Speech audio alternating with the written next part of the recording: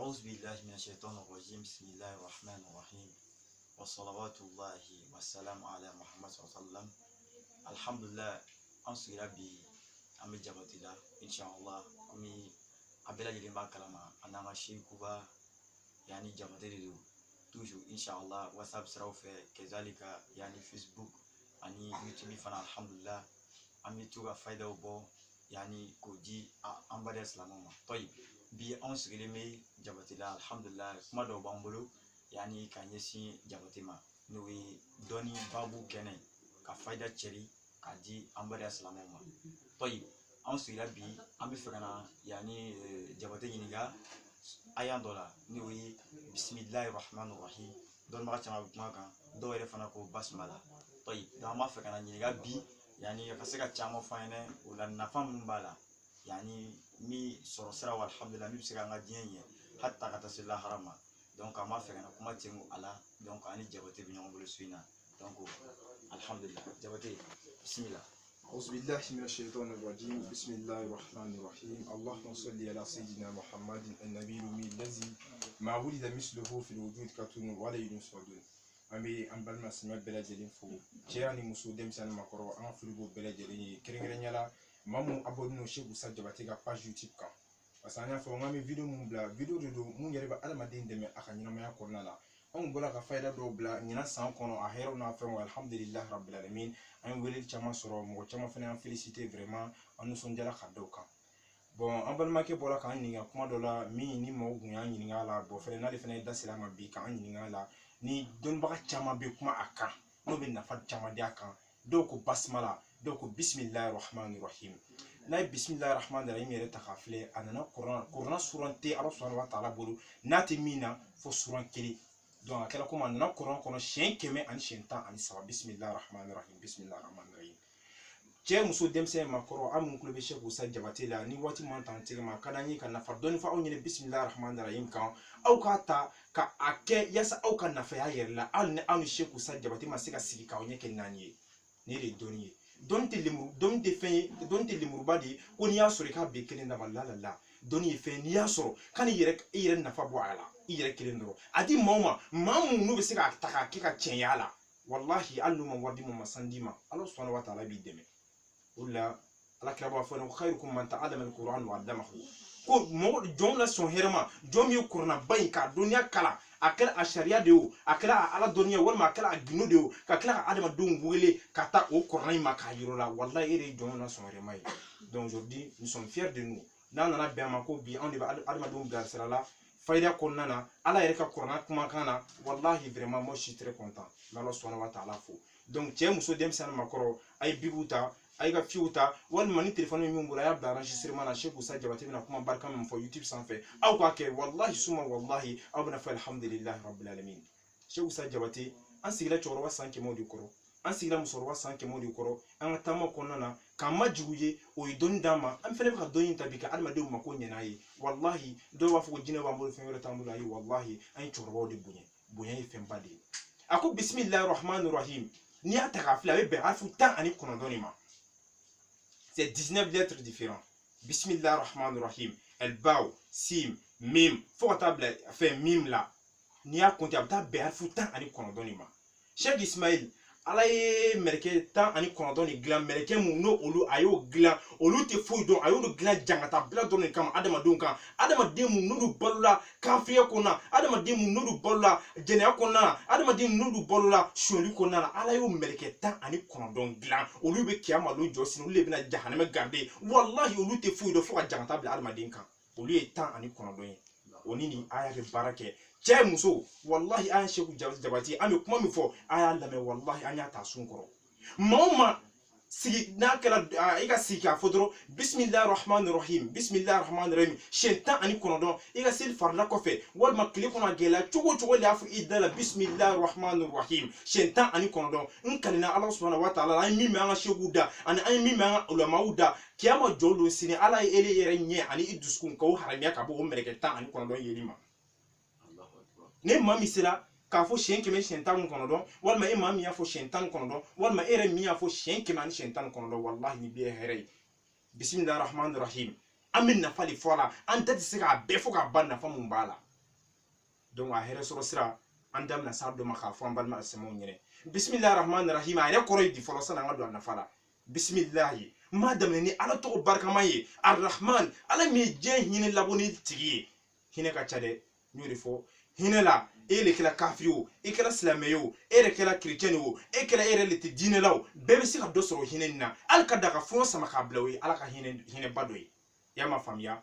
arrahim ani lahara hinɛ kɛrɛnkɛrɛnlen tigi o hinɛ in wallahi ni e maa min ma sɛgɛn ala bato la k'a kɛ ala ye k'a fɔ ala ye bɛɛ t'o hinɛ in sɔrɔ dɛ donc an b'a ɲini ala sɔnna taala fɛ ala k'an garisɛgɛ don o hinɛ in na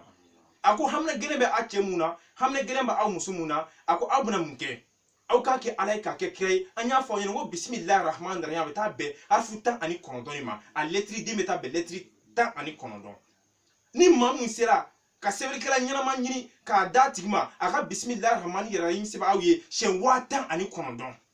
walima n'o cayala mɔgɔ min ma a k'a sɛbɛn joli siɲɛ 1000 ani siɲɛ 19 n'o cayala maa min ma a k'a sɛbɛn siɲɛ 100 ani siɲɛ 19 fɛn bɛɛ la min ka ca o de nafa ka bon ni fitinin ye donc a laban dɛ ni e de kɛra hami o hami b'e la o kɛra nafolo ko ye o kɛra gɛrisigɛ ko ye o kɛra ele ye commerçant ye i bɛ fɛ jama ka na i ka yɔrɔ la o walima o kɛra diɲɛ yɛrɛ hami o hami ye ko ne Seku Usa Jabate de y'o dɔn ne ma se k'o dɔn ne da sera o ma ne da ma se o ma e k'a kɛ ala ye k'a kɛ kira ye a di maa kalanlen ma o k'a don a bisimilayi alahu a b'o dayɛlɛ k'a don a kɔnɔ arrahmani a b'o mimu dayɛlɛ k'ele ka haju don o kɔnɔ arrahimu o mimu laban a k'o dayɛlɛ k'i ka haju don o kɔnɔ dɛ a ka nasi bɛɛ lajɛlen ko cɛ muso denmisɛnnin ma kɔrɔ a ko a k'a kɛ ala ye k'a kɛ kira ye yiri 19 a k'o ɲini a kɛra farafinna o yiri min yɛrɛ lɔn don anw fɛ yiri 19 min ye gɛrisigɛ yiri walima ale yɛrɛ bɛ yiri min dɔn adamaden bɛ se ka yiri min ko k'a min n'a tɛ basi sɔrɔ walima e de kɛra tubabula o yiri min bɛ yen n'a a bɛ kɔ aw yɛrɛ fɛ naturellement o yiri 19 ɲini dɛ furaburu i b'a a fɛn comment dirais-je 19 étoffes de cet arbre différent y'a ma faamuya yiri 19 a b'o de ɲini a kuru kelen kelen ka n'a don daga la a bɛna mun ɲini yɛrɛ woro jɛma den 19 ani kolon den 19 a kan don daga la de ka fura nin k'a kan nasi nin k'a kan k'a datugu fo tile 19 n'o ma diya ye a ka sigi ta la k'a tobi ka ɲɛ e diya a ko fo ka taa se tile 19 ma a ko o ko ni i sigi ka seliji sanuman ta ka ala subhanahu wa taala yɛrɛ ale yɛrɛ batoli yɛrɛ kadira yɛrɛ kɔnɔ i k'i sigi ka bisimilahi rahmani rahim wuli dɛ siɲɛ 19 n'a sɔrɔ i y'a sɛbɛn siɲɛ 19 de i ka wurudi siɲɛ 100 ni siɲɛ 19 n'a sɔrɔ i y'a sɛbɛn adadulila i ka wurudi siɲɛ 1000 ni siɲɛ 119 n'a sɔrɔ i y'a sɛbɛn adadulila walima i ka wurudi siɲɛ 10,019 n'a sɔrɔ i y'a sɛbɛn adadulila wallahi n'i ye nin kɛ mako mako la fo e ka ala jɔyɔrɔ sɔrɔ la bisimilahi rahmani rahim a yɛrɛ kɔrɔ de ye di français la bisimilahi au nom de Dieu arrahman le tout miséricordieux arrahim le très miséricordieux le sens de bisimilahi rahmani rahim en français an bɔra k'o de fɔ tan comme an y'a fɔ a ɲɛna jula kan na ka to kɔrɔ cogo min na bisimilahi rahmani rahim a nafa ka ca an bɛ dɔ de fɔ a la wallahi an tɛ se k'a bɛɛ lajɛlen fɔ k'a ban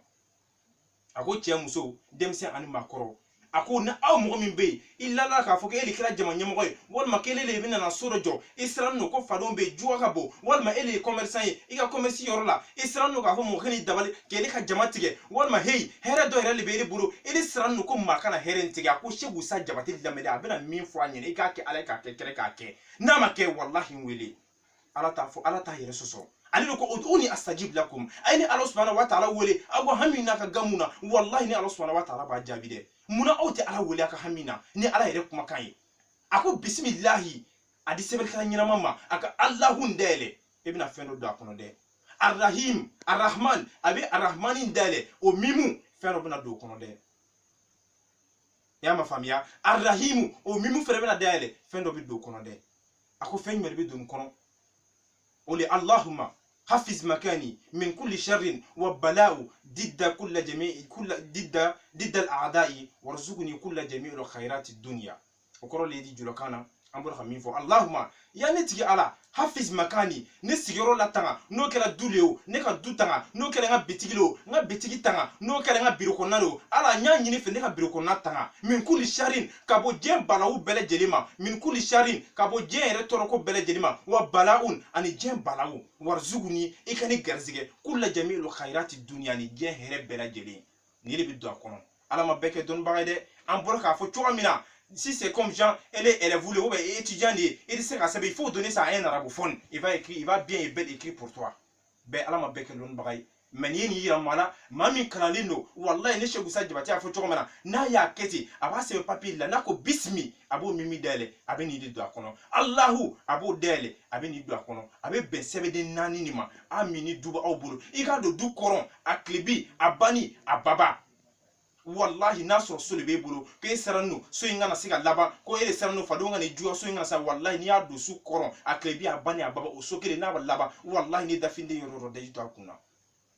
ha nasro ele du saranu ko jembala kana jiga so kono wal ma here dobe isaranu jugu kana ke ele ka ken ku chuwan na de amma mun ta biro ko nay fene amma se ka ga ke sebedin nani au ga ke sebedin kilindro ka dogo ya biro fondo fe ni yere dumi se agulo yere ka biro dala e ka keti de wal ma e mammi be commerce la e ka ken ke tora ka ke sebedin kilintindro ka di markala ni ma ka ke chuwala wallahi bina fa alhamdulillah rabbil alamin bismillahir rahmanir rahim wallahi ambe ginu loala ka ake chuwala ira be be arfuta ani kondon ma ale yere bara bani kleta ni kondon che wallahi fuiti e ale yere ala ka jabi fuita ni nyonche kunu fa miltita ani kondon